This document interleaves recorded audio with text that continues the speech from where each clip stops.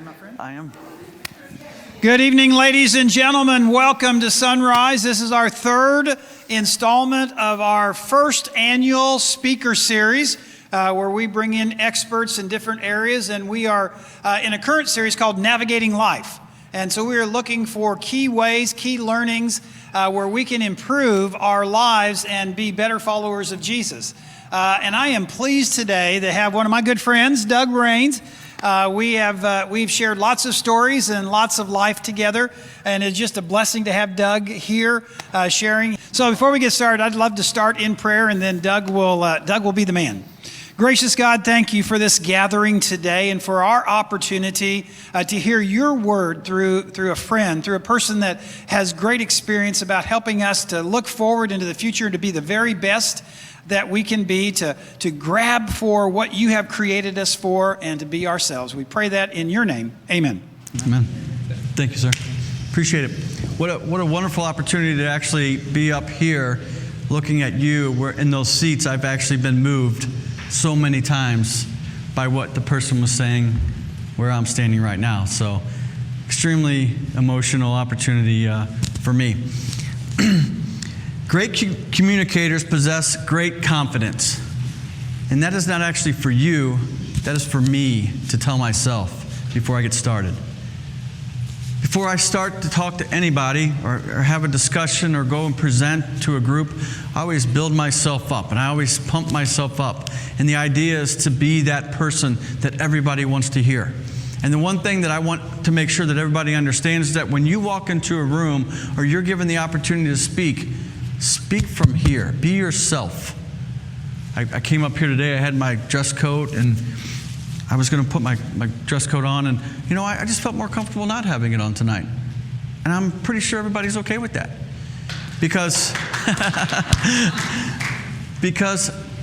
I'm the one that dictates what happens here. I don't allow you to put something in my mind. And so many times people try and speak on what I think you want to hear versus the knowledge that I have to tell you. Does that make sense? And a lot of times we falter for that. Walk in like you own the place. Now that is for you. That's confidence. When you go somewhere, walk in like you own the place. Right? Like you belong there. That you're supposed to be there. Hold your head up. So who am I? Right? So some of you know me, some of you may not. You've seen my bio or brief bio up on the board for the last couple weeks. I'm a father. I'm a husband. I'm a brother. I'm an uncle. I'm a leader. I'm a visionary. I'm a firefighter. 31 years as a firefighter. 26 as a full-time. 31, I started as a volunteer, as most firefighters back in the day did. And one thing that I tell my guys to this day, every time, it might be our 8th call of the day, but it's probably their first time calling 911. So treat it as the first time you're going out to do something. Even if it's 2 in the morning, treat it the same way you treated the one at 10 a.m. or noon. That's the type of leader that I believe that I am when it comes to being a firefighter. Some of the things that I'm very proud of that I've accomplished, other than my family and my friends. I am a board member with the Vision Leadership Program of St. Charles County. I built little free libraries for our community. I send the books, the extra books that we have off to communities that don't have the opportunities that we have in our area. I belong and work with the MS Society, the Multiple Sclerosis Society. And I do that because in 2011, my firefighter was diagnosed with MS. Well, I really had no idea what MS was. So we did some research. So what I found out is that we need to do some more. We need to educate more people. We need to raise more funds. So that year, 2011, he was diagnosed. In 2012, I got 5 treadmills from True Fitness. They donated them for a day, set them up. I walked 14 hours on Friday, or ran with a group of 4 people every hour. So for 14 hours that day, I walked, and the next day for 10, I walked, and we raised about $24,000. And we raised a lot of we educated a lot of people about MS. And I'm extremely proud of that because there was a lot of people involved in making that happen. But it was the fact that so many people came together. And you know what all I had to do with True Fitness? I had to ask. That was it. I wasn't afraid. I felt very confident in my plan and my efforts. And I just asked. And they said, what else do you need? And I said, man, we could use a tent. We're sending one out. It was an amazing experience for me. So I still work with the MS Society to this day. I worked with DASA, which is the Disabled Athlete Sports Association here locally. We actually have athletes that are participating in the Paralympics this year and in years past. We have more hockey gold medals from the DASA team than the Blues players have gold medals. And I'm pretty proud of that as well. My daughter and I have a nonprofit called Balls for a Cause. We collect new and used soccer balls and we ship them off to different countries to kids that don't have, because we know how important sport is for a child, for a family, and for a community. And to this day, we've been in 6 countries. We've sent about 300 and something soccer balls off. Each one is numbered. Some put scripture on them, some put just good wishes on them. But every time those balls go out, we know exactly where they're going and we have it documented. I'm the president of Fire Strong Leadership, mentoring and coaching, speaking. We were doing really well until COVID happened, and that put the brakes on it. Speaking of that, I haven't been in front of a live face-to-face audience since I think October of 19. It's been that long. Yeah, I actually emceed an event. So on the way here, I was trying to remember the last time I had the opportunity to speak in front of somebody. I just recently started a program called Educate to Eradicate, which gives young black youth the opportunity to go to college. And all we did was sell T-shirts, and with those funds, we offered scholarships with the St. Charles Community College. This being our first year, we actually raised, with the assistance of the community college, $6,000. So we have $6,000 to provide scholarships for youth going to school. And the idea behind Educate to Eradicate is educating people on racism, transgender, just all the things that we're dealing with in our community today. We want to educate people. And really, we just wanted to start a conversation. So that's one of the things I'm also proud of. And then the other thing I want to tell you about me is how I got here. You don't get somewhere without support. You don't get somewhere without having a mentor or mentors. I've coached soccer and I've coached hockey, and I still coach hockey to this day. But one of the things that I'm most proud of are all the things that I've done through the fire department. All the car seat programs that I've done, the free little libraries, the MS walk that I did. And with that, a gentleman named Steve Brown was one of those people that when I'd ask for assistance, he would say yes. He would say yes. He would say yes. And he became more of a mentor than he realized when I was doing all these things, because not only was he saying yes, but he was guiding me and he was helping me and he was getting to me to this point today, whether he realizes it or not, and whether I realized it or not either. And those people are always in our lives. We just sometimes overlook them. And it's good to recognize those people, because you might be able to gain a little bit more, or at some opportunity you might just be able to say thank you. But that gentleman has done a lot for me. Obviously, my friends and my family couldn't have done it without them, but that's who I am. That's why I'm here today. That's how I got here today. Well, we're going to talk about making a difference. And one of the things that I find so funny is this quote here. It says, "Courage is knowing it might hurt, but doing it anyway." Stupidity is the same definition. And if I say it the other way, stupidity is knowing it might hurt, but doing it anyway. But that is why life is so hard.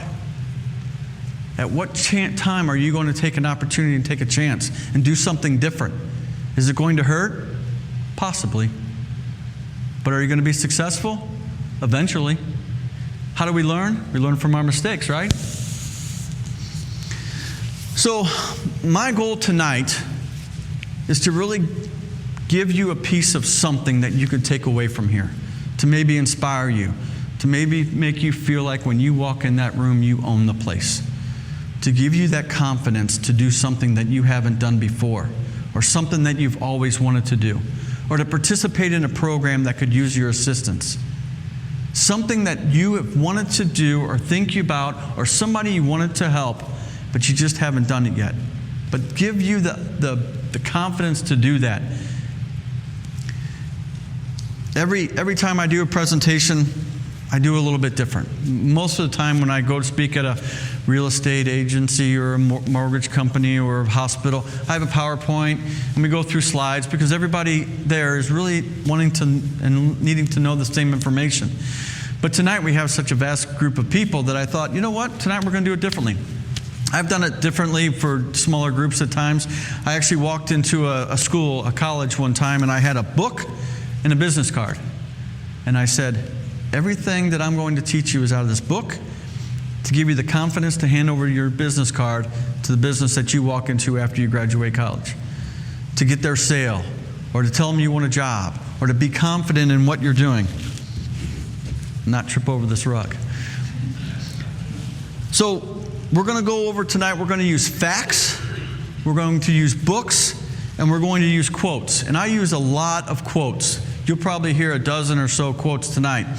And when I talk about facts, I'm not necessarily talking about facts like the nearest star is 4.3 light years away. Honestly, you could Google it if you want, but trust me, that's what Google said. And, if I told you tonight it was 4.8 light years away, you would be like, yeah, that's fine. That's good, Doug. Way to go. Most of us don't even know how far that is.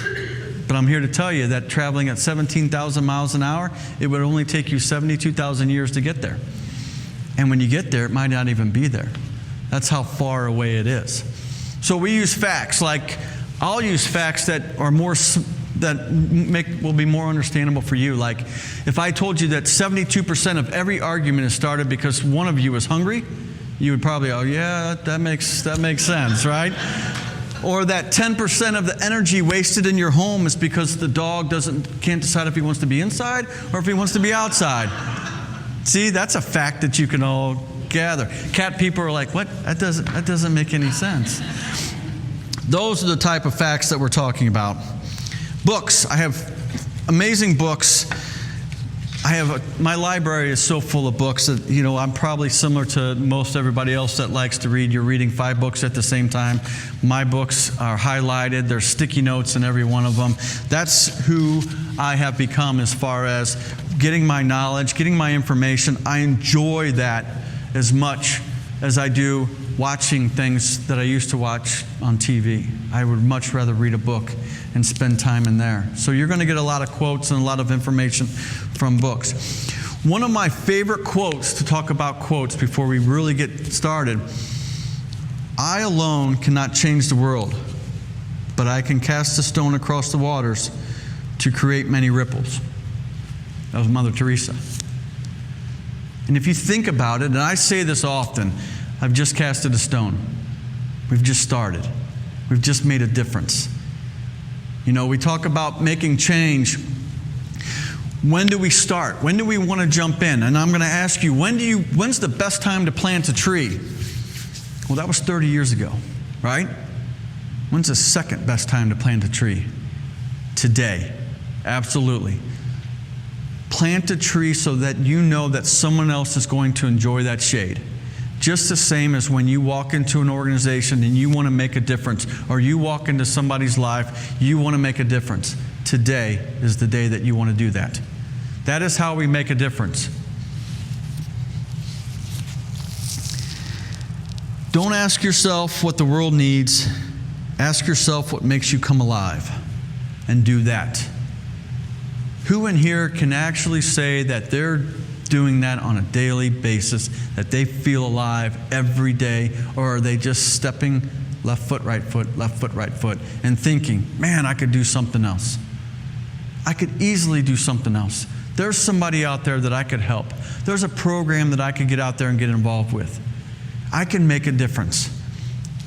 Do you want to make a difference? If you want to make a difference, there's no possible reason or explanation that you can tell me that you can't do that, because I'm here to tell you that you can. There's a lot of organizations that I've been involved with, and I'm very fortunate for that. There's also a lot of organizations that I haven't been involved with because it didn't make me come alive. There's so many things that come at you every day. Do you want to round up for this? Do you want to make a donation for this? Would you like to buy this? This is for my kids' soccer camp. This is for this. This is for this. How many times do you say yes? And how many times do you say no? And the one time you say yes, do you think that's going to change the world? How about, did you just cast a stone to create a ripple? Think of it that way. So when we talk about making a change, we have to start with our attitude. Picture this. You're driving down the highway. Car comes flying up next to you. You know what he wants to do. He wants to get over. He wants to get over in front of you. He puts his blinker on. You have an option. You can let him over. You can speed up a little bit and say, not today, right? Right? So what if we just let him over? And then boom, he takes off and he gets going and you see him up there going, right? That jerk just cut off me and 2 or 3 other people for what? Well, I could tell you 17 years ago, that jerk was me. Driving to the hospital because my wife's water just broke. My son was born at 30 weeks, 10 weeks early. Now we're driving in the car and somebody comes up next to you. What are you thinking now? Is that Doug trying to get to his wife? Or is that some jerk that got up too late and is trying to get to work? It all starts with attitude. So the next time somebody comes up to you, think to yourself, I hope that guy's going to see his baby for the first time. Or I hope that he is going to go change somebody's life. And you, by backing up and allowing that person to come over, you did. You allowed that to happen. But it starts with attitude. So many times we watch the news. Where are all the good stories in the news? Are they in the beginning? No. They're in the end. They're after the weather. You know why? Because that's not sexy to get viewers drawn into it. But our society allows all the bad stuff to be front and center. What if we changed that? What if we said, you know what? We're going to put all the good news in the beginning. And the murders and everything else, that's going to be after weather. And if you want to tune it off because the only thing you're watching the news for these days anyway is the weather, by all means, turn it off. But it's about attitude and having a positive attitude. And it is so difficult because there's so many negative things coming at us. If you're on social media and you're watching all your friends travel the world, your life is here. Look at these people. They're traveling all the time. They're doing all these fun things. And I'm at home or I'm going to work. You can't live a life of social media. It's too expensive. And we don't have enough time. We don't have enough money to live that life. But it is about making a difference, and it is about being positive. And that's really what I wanted to try and focus on, is being positive. Start your day that day. I mean, there's some days that I wake up and I'm like, whew, I made it. I'm surprised, but I made it. I'm here.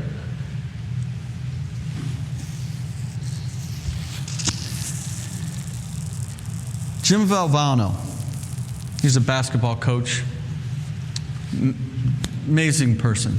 He was a player, a coach, coached NC State, or in North Carolina, I think.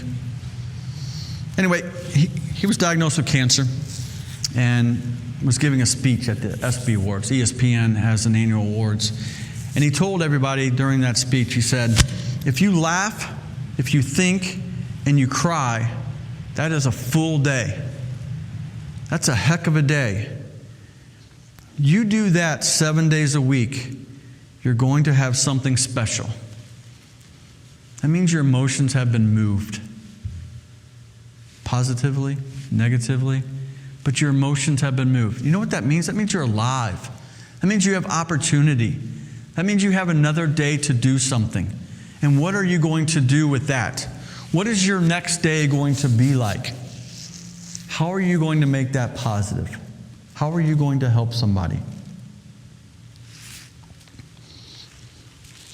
We talked about having success. I mentioned this a little bit earlier. What is the secret to success? It's making right decisions. How do you make right decisions? Through experience. How do you gain experience? Wrong decisions. But you tried. It's not how many times I failed, but how many times I got back up. Right? How many times have we heard that? The only time that you stop is when you quit. You might stop and start over, but when you quit, you never get that opportunity again.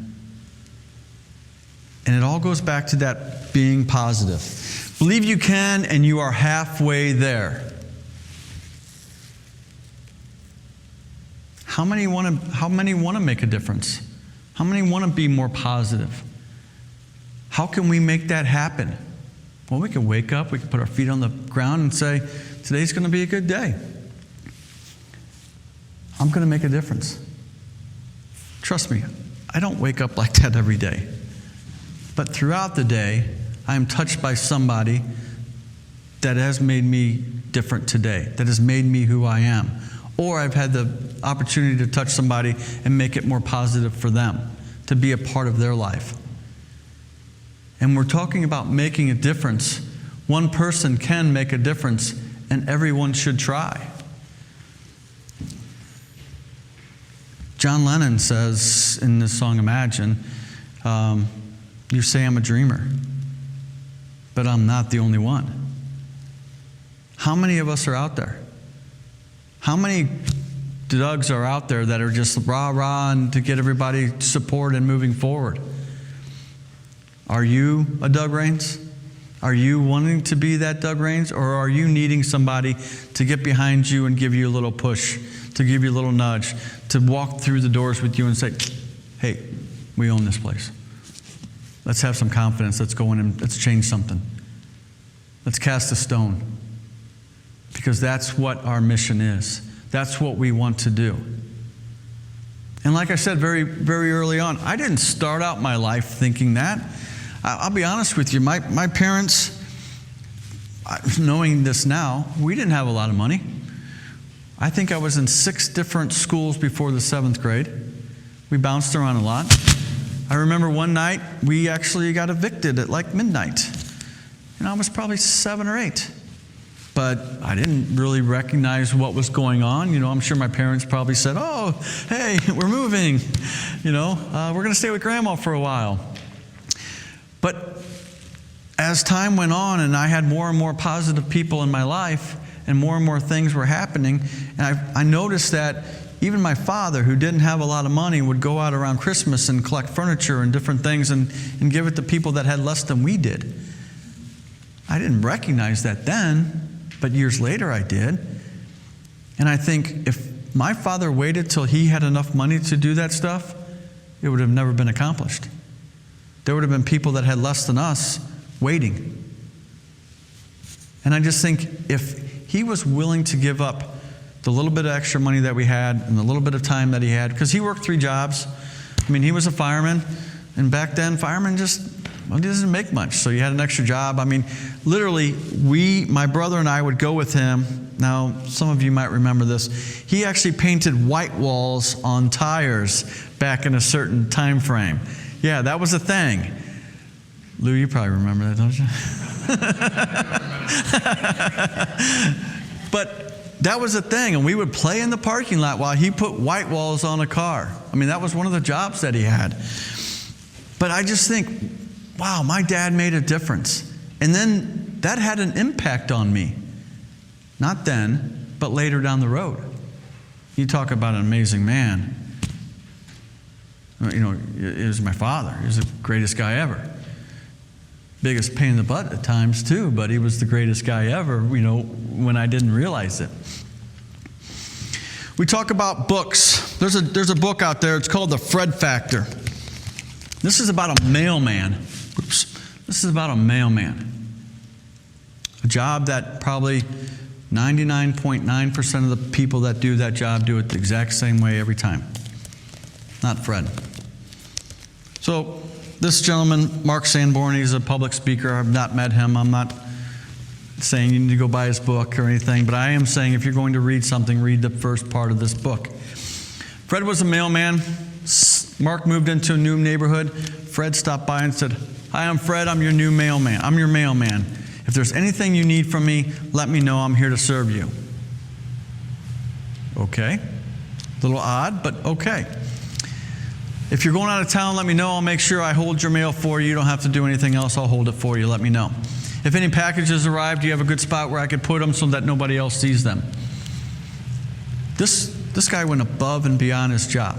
On Fred's days off, he would drive his route to make sure that the backup mail person was putting the packages in the right spot.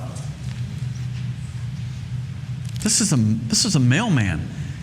And this gentleman who goes around doing public speaking, talking about making a difference, was so moved by Fred that he wrote a book about him, which allows me to talk about this amazing man that made a difference by taking so much pride in his life, in his job. Excuse me. What if we took the extra step some days just to do something different? You know, I talk to a lot of real estate companies and agents and stuff, and I always say, who trained you on taking your customers out and doing that? Well, so-and-so trained me. Well, here's some facts that I'm going to throw out to you. And we do this in the fire service as far as training. If I have 100% information and I give all my information to you, you're only going to absorb 80%, let's say. Now I'm going to go to Steve and give him 100%. He's going to have 80% retained. And now he's going to take on and take his 80%, which is his 100%, and then pass it on to somebody else.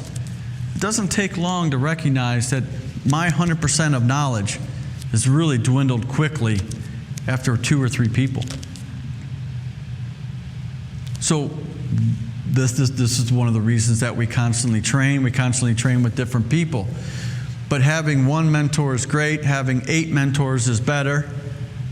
Having one Fred is amazing because of what he does. But if you can't relate to a mailman, then we need to find somebody else that you can relate to that is doing amazing things.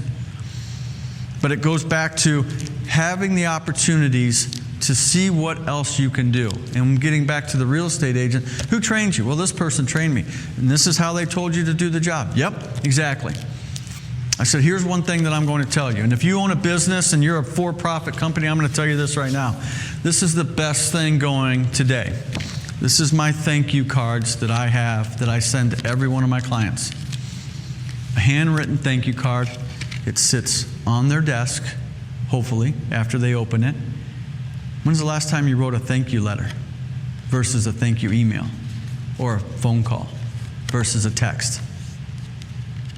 If you are a nonprofit, this is how you get your money every year. This is how you make your budget. You say thank you.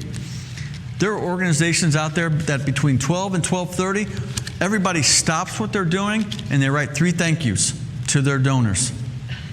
That's how nonprofits work.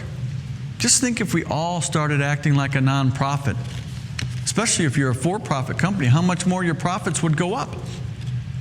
I said to the real estate company one time, there's a mortgage company, I said,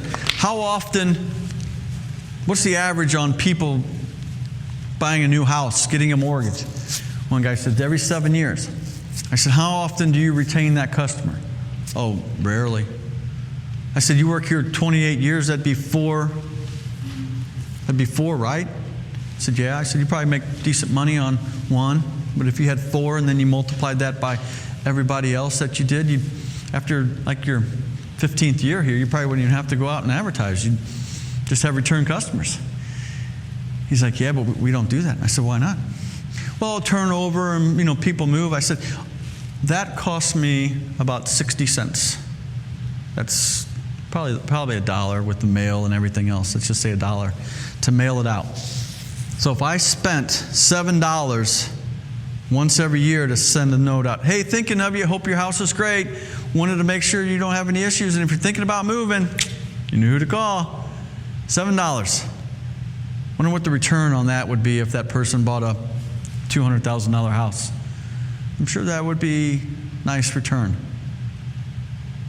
So think differently. And if you're in the for-profit, maybe start thinking about being a nonprofit, thinking like a nonprofit, relying on your customers. my real estate agent sends me a birthday card, my kids a birthday card, my wife a birthday card, and we get a Christmas card every year. I'm on my 8th house right now. I've used him the last 2 times for a reason. The first 6 times, somebody different every time. I told the mortgage company that too. They were like, "What?" I said, "Yeah, I've just been able to invest and move up and whatnot." I said, "How awesome would that have been if I came here first, and then you guys just saw me like every 3 or 4 years versus every 7 years?" Makes a difference. This book here, once again, is just another book that I have found some amazing quotes, some amazing information out of. But it's by John Maxwell. If you've heard of John Maxwell, he's an amazing speaker. I'm actually a certified John Maxwell speaker. Took the class, went to Florida for a couple days, sat at the table with 5,000 other people, and we're just so moved by some of the stories and some of the things that people are doing. But this one says, everyone communicates, few connect. Everybody talks to each other, but how often do you connect with somebody? Even as a greeter at the front door here, people would walk in and you say, "Hi, how are you?" You communicated with them, but did you connect with them? And we all know that those connections happen, very, very few happen at those doors, because somebody's coming in behind them, or the people walking in are focused on a donut or a coffee or getting their kids somewhere. But in your daily life, how often do you communicate with people versus how often do you connect with people? This is an amazing book. I think I've read this book 4 or 5 times. It's highlighted throughout. I think I highlight it every time. I go through 1 or 2 highlighters. I'm moved by a different statement or a different passage each time.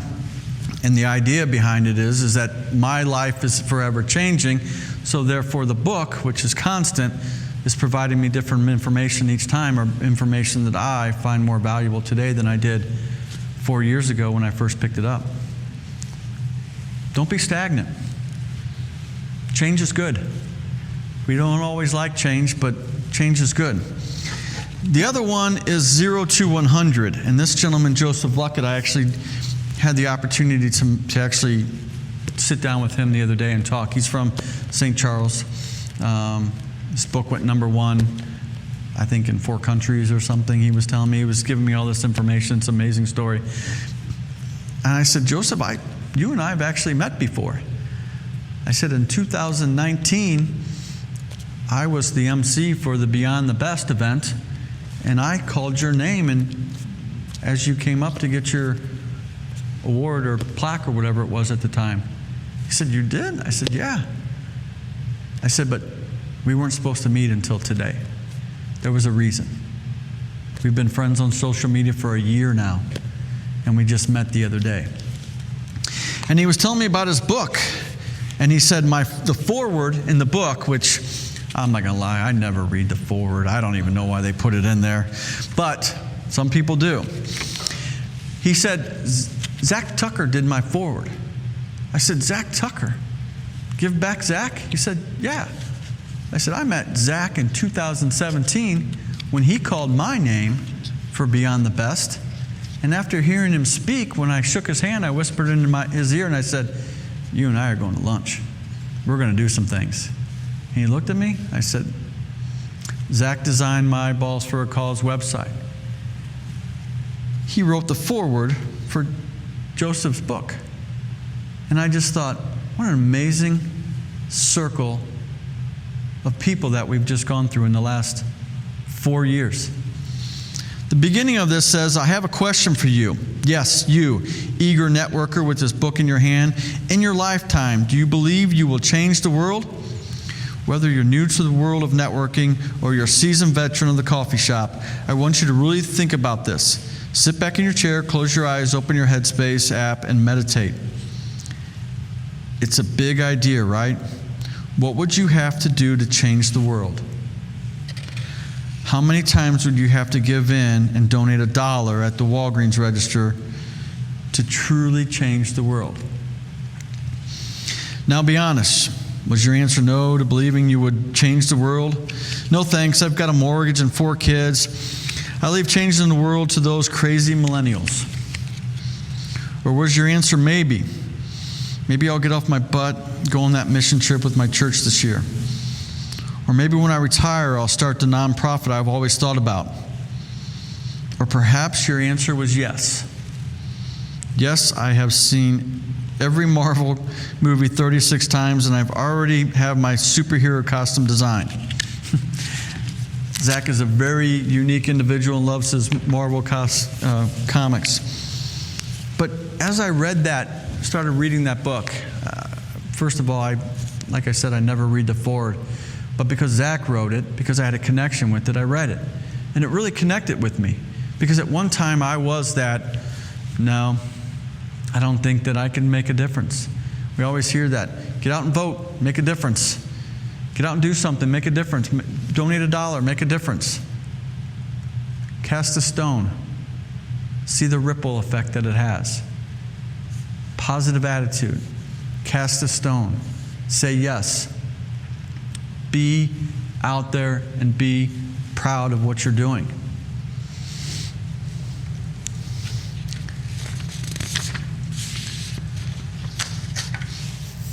I believe I am a leader in this community. I'm a voice in this community.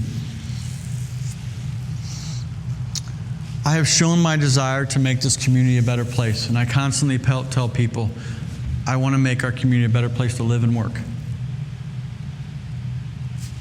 That's making a ripple. That's providing somebody an opportunity to make a difference, because now I've just given them an avenue. I want to jump on board. I want to be part of this. I couldn't tell you how many Zoom meetings we had when we started the Educate to Eradicate program. Hundreds of people, elected officials. It was an amazing startup.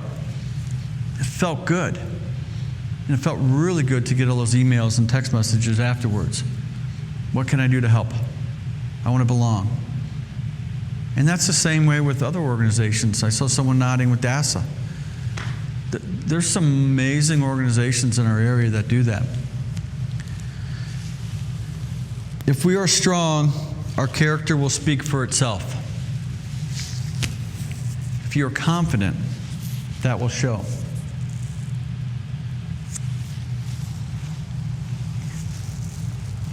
The one thing that I want to make sure that everybody knows, and my wife will thank me and be proud of me for saying this, because not everybody has the opportunity to be a fireman and work 2 days in a row and be off for 4 and have 4 days to do and change the world and be great at something. Take care of yourself first. You have to be healthy. That is very important. Last year or 2 years ago when COVID hit, I found out how unhealthy I was. There wasn't a day I didn't go to breakfast, there wasn't a day I didn't go to lunch, and there wasn't a day that I didn't have a meeting of some sort. And it kind of became a joke in the house. What do you have today? Who are you eating lunch with today? Who are you going to breakfast with today? COVID happened, and it stopped. And I realized how unhealthy I was, because I was going from one thing to the next, and one thing to the next, and on and on and on. I was neglecting my wife. I was neglecting my family. I was neglecting a lot of things that were happening that I needed to make sure were priority. And that was me.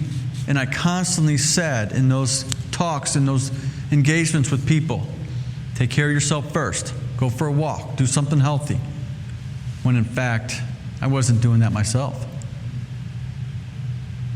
Now, don't hate me for saying this, but thank God for COVID. Because it did allow me to recognize how unhealthy I was. And now that I'm getting back into the environment of going out, having lunches and breakfasts and meetings again, I'm saying no to a lot of things that made me unhealthy. But I'm saying yes to a lot of things that made my heart and my mind healthy and make a bigger difference in I guess, with a smaller group of people. More of an impact, not spread out so thinly. So make sure you take care of yourself first. Because we all want to go, go, go, go.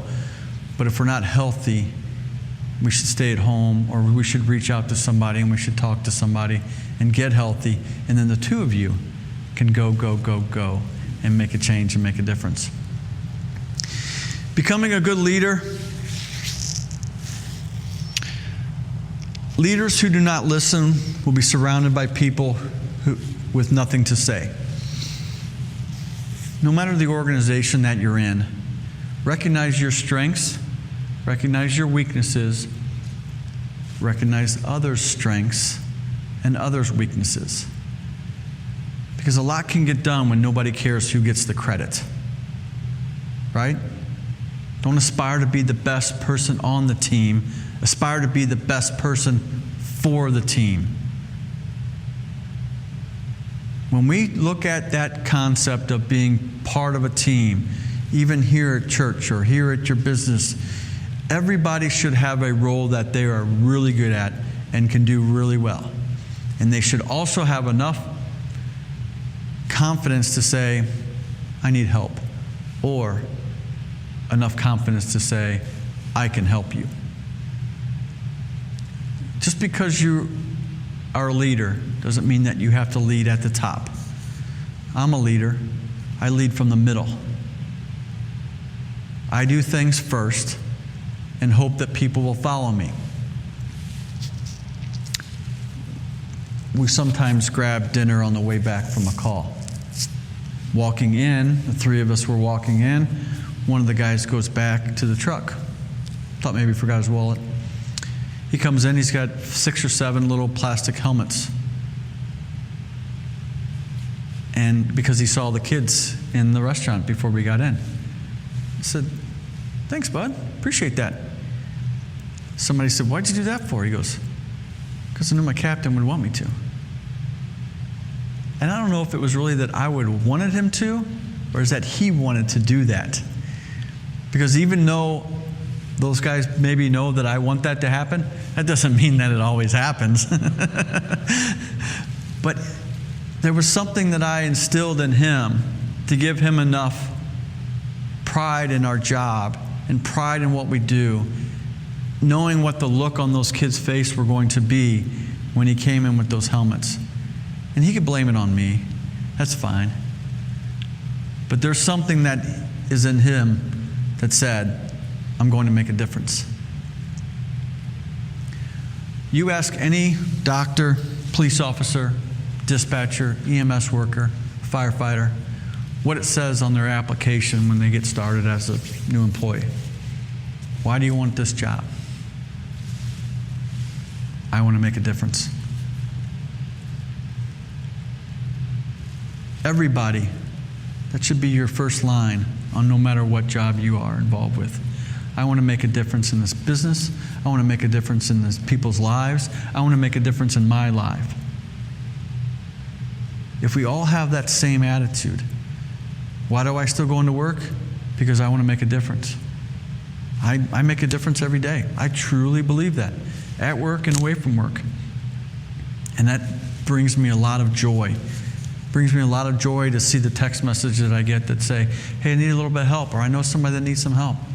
They have confidence knowing that I'll be able to help them or point them in the right direction, because I can't do everything, but I know enough people that we can get the project done. Be a good leader. Understand your role. Last thing. Great people are those who make others feel that they too can become great. That's a big statement. Because in today's society, we think of leaders that dictate or rule or govern the organization.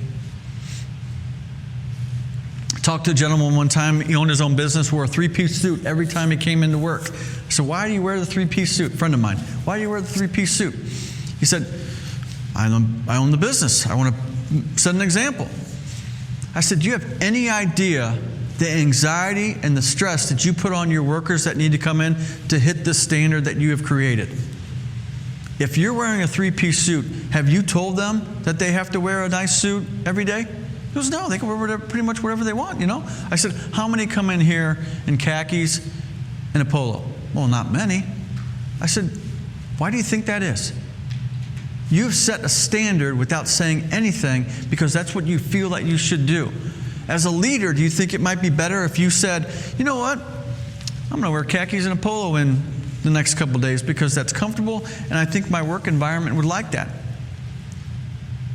And he did.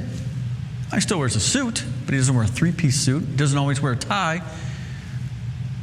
And one of his employees said to him, why the change? He said, I wanted to fit in more with my employees than feel separated from my employees. Do you think that word spread? It made a difference. It could be a great company to work for, but if you're spending more money on your dress and worried about what you're going to wear and getting to the cleaners and back and forth, that's a Saturday and Sunday stress you don't need. How simple was that? And it took a friend to say, hey, ding dong, what are you doing? What are you doing to your employees? You have no idea what you're doing, but yet you're still doing it. He said, thank you. Yeah. How do you judge morale? I don't know. I don't know. That'd be one of those facts I could spout out later. 38% of the morale went up. I can tell you that. How about that? I don't know. But I'm sure it made a difference. Those people had more money in their pocketbook. I guarantee you that at the end of the day. They didn't have the cleaning expense. They didn't have the wardrobe expense. Be positive. If you see me driving down the road at 100 miles an hour, swerving in and out of traffic, I can tell you right now, I ain't going to have another baby. Might be a grandbaby, but it's not my baby. Jim said we could have some questions and answers. There are questions, and I'll have the answers, or we could talk about something if you wanted to. We're 7:53. Does that seem like a good time to stop? I mean, I could ramble on for hours, but I don't know if everybody wants to be here for hours. Anybody have any thoughts, any suggestions, anything? Any talks? Anything that I can pass on? How about this? Every time you have a meeting, at the end of every meeting, ask this question. Who do you know that I should know? Who do you know that can connect me to where I want to be? Who do you know that can help me get to where I need to go? Who do you know that I need to have lunch with next time? Most of my lunches come from that question. I spend a lot of money on lunches. Don't record that for Heather. I don't want her to know that. Yes, sir. You want to go to lunch? I'll go to lunch with you. Awesome. What are some interesting things going on in the county right now that aren't getting enough publicity? Doug, can you repeat the question for the camera, please? Yes. What are some things that are going on in the county right now that don't get enough publicity? Obviously, if you're familiar with the roadway exchange, the service roads, is that what you're talking about? No, I have nothing. I'm just curious what you think isn't getting enough publicity right now that you'd like to take this opportunity to give us an idea what that might be. For me, that's really hard to say because I'm so focused in on some of the things that I'm focused in on. I don't normally get involved in any politics or anything that would choose a side type thing. But I can tell you that as a nation, as a country, we are heavily involved in a lot of things that are going on. And doesn't matter which side you're on, hate is the number one thing that we need to get rid of. It has nothing to do with racism or the weapon or whatever it is. Hate is the biggest thing that's going on in our country. Start a conversation. Let's not start an argument. If you have a discussion that you would like to take place and have a discussion with somebody, that makes sense. Let's have a conversation. But too many people jump to the argument spot because they're right and you are wrong. If you are right and I am wrong, that's fine. Or do we have a difference of opinion? That's fine as well. But let's not disassociate with someone because they have a difference of opinion. This is no way to treat your friends. Okay, that's your opinion. I have my opinion. That should be the way it is, but we hold too many grudges. I have family members right now that aren't talking to each other, distant family members. And I think, man, I couldn't imagine not talking to my father days before he died and thinking to myself, what now? I still talk to him, but I couldn't imagine how many times I would say, I'm sorry, I wish I could say this to you now, versus the conversations that we have. I can't explain that to them because the people that they're mad at are still alive. It's still easy. One day you'll understand, unfortunately. I wish I had a better answer for your question. Good answer. Yeah. Anything else? I really, really appreciate the time. It's been nice to get back out. Do you have mentors that are older than you, or do you have mentors that are older and younger? So I have mentors. Do I have mentors that are older or younger than me? So I have mentors that are both, actually. It really depends on what avenue of my life that we're talking about. As simple as coaching. Soccer coach, two gentlemen that I'm best friends with, guide me, mentor me in that avenue. Some of the mentors that I deal with regarding the vision and leadership program are younger and older. I mean, unfortunately, I'm getting older, so a lot more people are becoming younger. But yes, it doesn't matter. The vision leadership program has an amazing protege luminary program that if you wanted to get involved with would be amazing. No matter where you're at in your life or your work, if you wanted to give back and be a luminaire to a protege, or if you wanted to be a protege and reach out to somebody and have a monthly discussion on how I can make my life better, or how I can help you make your life or work experience better, or give you some examples, that's an amazing program that's been started a couple of years ago. And I actually participated in it a couple of years ago myself as a mentor. We call it a luminaire, but a mentor.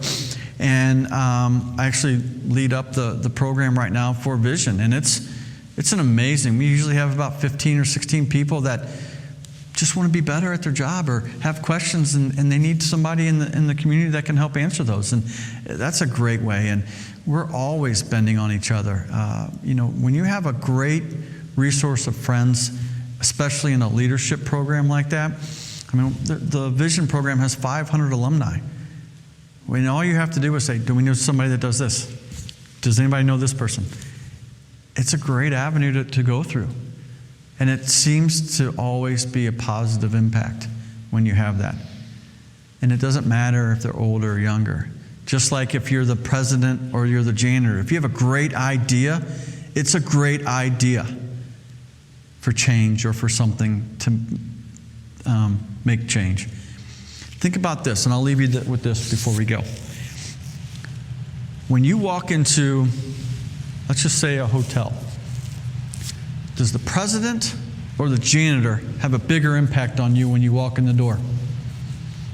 The janitor. The person that's just stereotypically says makes the least amount of money has the biggest impact on your initial thought process. You walk in, there's trash on the floor, probably won't stay there. Doesn't matter what part of the organization you're on. We talk about the organization and the president always being at the top of the pyramid, right? But if the pyramid can't stand on its end, whichever side you go to, there's a fault, the weakest link in the chain, however you want to say it. But it should start like this, as the janitor is at the bottom, supporting the business, and everybody else is at the top, helping support the janitor. Does that make sense? Jim, you are the janitor and you're everything. Anything else? Really appreciate it. Thank you.